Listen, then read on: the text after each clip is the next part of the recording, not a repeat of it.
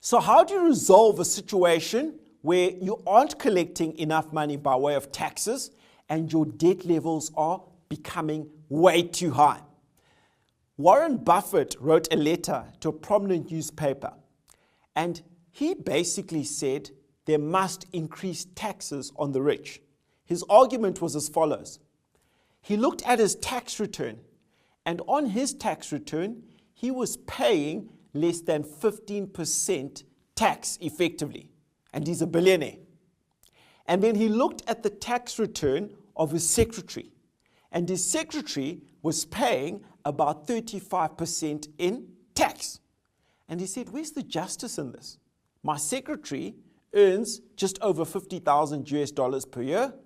I'm a billionaire, but I'm paying less taxes than she does as a percentage of my income.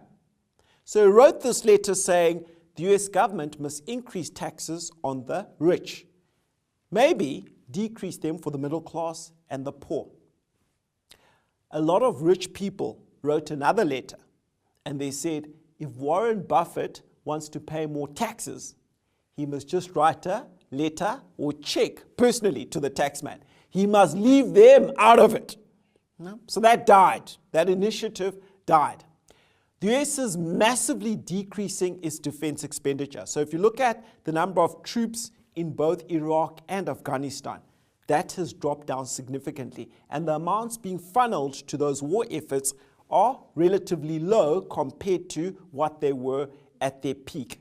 They're also reviewing their Medicare and their Medicaid benefits to see the degree to which individuals and the state should share the burden. And they're also reviewing their social welfare and unemployment benefits at the same time.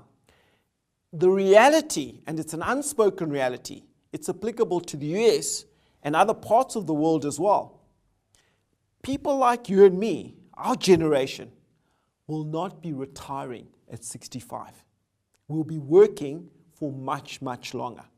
Some of us because we enjoy our work, some of us because we have to. We cannot afford to retire. That's reality. The government will not be able to bear all the burden in the US and in probably most parts of the world.